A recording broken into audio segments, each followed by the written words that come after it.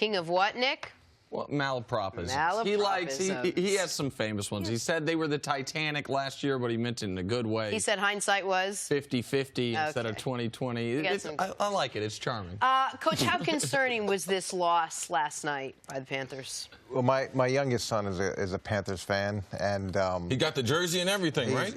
He's all in. He's all in. So he's got to get the next level. Next level of Cam fandom is the pajamas. That's what Nick has. He's not rocking the pajamas yet. I thought Nick had Kansas City pajamas. Oh my God, these guys! Can we talk about the football game? Jokes on jokes. So when I was talking to him last night, I said, look, whether you lose by 50 or you lose by 1, the loss counts the same. It's a Thursday night game. It's not like they had a week to prepare, so you got to take that into account as well. So I don't look. It was bad, but there's been a lot of people that have gone into Heinz Field and had it steamroll like that, had it happen like that. So from a big picture perspective, it's one loss. It's a bad loss.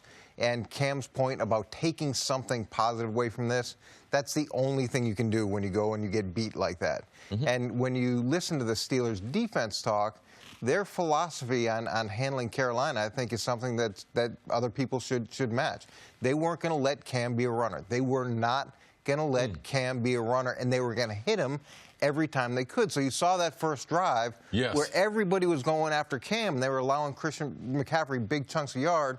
But that was part of the program. They were establishing, if you want to run, we are going to hit you. And we are concentrating on that.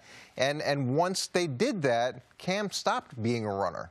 And it had the effect that they ultimately were looking for. And that's the thing with Carolina. If you can take them out of, not out of their running game, but how they want to run it. Because no team has as many runners with over 300 yards rushing. They're rushing the ball from a lot of different ways. Reverses. They got wide receivers touching it. So how they've gotten to where they're doing it is totally different. I like the game plan that they did have. I didn't like the fact that Cam was not protective of that football early. With that game tied 7-7, it can go either way. We don't know what they're going to do. We've had one drive. We drove straight down. They had a one-play drive. So now I get the ball back. I am not expecting a veteran quarterback to make that play early in the game, especially on the road. If this game was in the playoffs, do you play it any different? Yes, of course you do. So why don't you appropriate that safety you would take in a playoff game, a game in November against one of the better teams? That's how he should have been thinking about taking care of the football early, safety. And that's what led to the snowball effect of the game getting out of control. So this is this one I want you to explain to me, because while I'm a fan of Cam's, I've been critical of his really bad plays, and I think he's had far worse plays he got away with this year than this one when I'm watching it live, because in my mind, a safety's about the worst thing you can do on a football field, because it's not only 2 points for the opposition, but they get the ball typically in good field position. No, one of the worst things you can do is throw a pick six or a fumble for a touchdown. Agreed. Especially after they just scored on a 75-yard touchdown. You have to be in the moment. That's the part that I had a problem with. But those are correct. A pick six and a fumble are literally or a fumble six, literally the worst things you can do there. But let me, as a if this ball, if he throws it away up to the sideline, it's intentional grounding. He is in so that what? moment. That's a safety too. Do that. That was a better decision than the one he made. If it's just picked there, if it's picked and not returned, do you feel the same way? It was a dumb decision. You don't throw a pick backed up.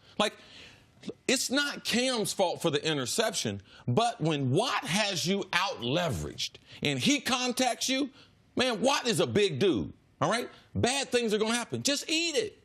It's not Cam's fault he's there, but what you do in that decision, the coaches are relying on you. Okay, Norv said, I'm in a bad spot. I didn't have the right play call, Cam. I'm depending on you to stop the house from burning down. No, Cam didn't. Cam threw another bucket of gas. Go ahead and burn down. So now the route was on after that pick. And Cam talks about learning from the loss. And one of the things that you're constantly trying to teach young quarterbacks is to not make a bad situation worse. And that's exactly what he did. He took a really bad situation, which is this safety, and he turned it into a touchdown after the momentum had already changed from the long pass, and now you get the crowd back involved. So a veteran quarterback, okay, look, I've got the safety. It's not great. It's not what I wanted, but you don't. And from a football teaching standpoint, a safety is not a bad play. Kicking the ball off to them, especially in real time, being down by 2 points, Man, we got 3.5 quarters to go. We're down by 2 points. Early in the game in Pittsburgh, that's no hill for us to climb. Which is why, to me, while I'm watching it in real time before I've talked to you guys, the most disappointing part of the game to me on the Cam and Carolina offense perspective wasn't that play. It was the 3 plays right after that. Because you go up 7-0, you drive systematically down the field. You then give up a huge play to Juju, and then immediately that happens. 3 touchdowns scored in 30 seconds of game time. That next drive is critical. That next drive, you have to find a way to get points. You have to find a way to at least flip field position. They went 3 plays, 1 yard, punt the ball away immediately. And that was, to me, the drive that really set the game up for Pittsburgh to be blowing them out. This is what we talked about yesterday. When you talk about why Cam Newton isn't in the conversations with some of the other, and I know you're probably going to get upset here with some of the other quarterbacks, it's the inconsistency. And we got away from it for a couple of weeks. But do you find, Coach, that's missed. Hold on. The reason you're saying I'm going to get upset is because we got to be accurate. We didn't get away from it for a couple weeks. It's been 8 weeks. 8 weeks of the season hadn't had what we would call, he's had 1 mediocre game statistically. The team's 6-2. Yesterday, he made what these guys are saying is a terrible play. He was going to be safety, should have taken the safety, fine. But there isn't a quarterback in football. This year, other than Drew Brees, is there a quarterback in football that we can't point to either at least 1 mediocre game or at least a few really bad decisions? What's his reputation? What's Cam Newton's reputation? Right, but this inconsistent. is inconsistent going into this year, and it sort of reared its ugly head a little bit this year. When? I guess I didn't. I'm not seeing. This is the commentary typically because Cam's the biggest name on Carolina. You could assume if people didn't watch the game and saw it was a blowout, well, Cam must have been inconsistent. No, I'm just talking about how you stop the snowball from going down the hill, and it starts with Cam Newton. You guys asked me, what's one of the most important plays in the game? Cam Newton, yes, allowing their defense that hadn't been creating a whole bunch of turnovers to score defensively, and also educating sports fans to realize a safety is not a bad play in football in real time. We're tied. We're not going to lose the game with the safety. But if you allow it, man, if I allow that snowball, it's going to become an avalanche. Those are plays, and when you're not aware of it, is Cam going to learn? Yeah, they got a lot of players, young players. They're secondary, they're corners. We hope that they learn from playing in that environment. But is their leader, Cam Newton? Yes, he has been inconsistent throughout his career. This is his all-time high as far as completion percentage. So I'm not going all the way back to saying he's inconsistent. I'm just reporting the news for what it is, all right? Cam Newton could have had an effect on that game early on. He didn't. So I'm criticizing him with the rest of them, all right? So that's the way it is. If you want to be able to take the credit, then also when the thing starts going the other way, you got to take the heat. Right. And to Jenna's point, we talked about it yesterday prior to the game, the reputation of these two guys and Cam's ability to dig out of a bad situation. So the Steelers give up that first drive, and what does Ben do? He comes on the field, boom, immediately they hit the big play, everything changes, and it's like it goes back to balance. And then Cam has a chance to do that same thing, to come out and do the same thing for his group. And what happens, you have the decision that he makes. Now, is it fair to say that his whole season has been inconsistent?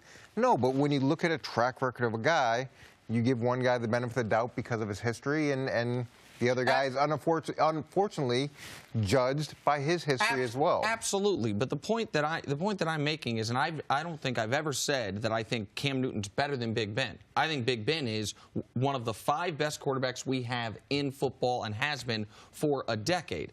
But what I knew was going to happen throughout all day on television today is Cam, a guy who is kind of actually up until this week flown under the radar this year, not been talked about a lot, not been one of the big stories of the season. Despite having the best first half of the season of his career, his team loses a game where they give up 52, and the story is going to be, is bad Cam Newton back? I don't think that's a fair representation of what happened. No, but it is fair to ask the question. It's up to us to make sure the story is fair. Sure. But the question is fair. If you didn't watch the game, if you don't know football, it's fair to get on here and be like, hey, Carolina, they went on the road. They were bad. Was Cam Newton part of it? Then it's up to us to put some legs around that so people understand. No, this wasn't the case. They ran into a buzzsaw in Pittsburgh. And it's up to Cam Newton to change the narrative. So he's done a good job through these 8 games. Now he's hit this roadblock. How does he respond? and we know how he's historically responded. Let's see how he responds now. Thanks for watching. Subscribe here to get the latest from the show. Also, be sure to check out more of the best clips from First Things First, or go watch a few segments from our other shows on FS1.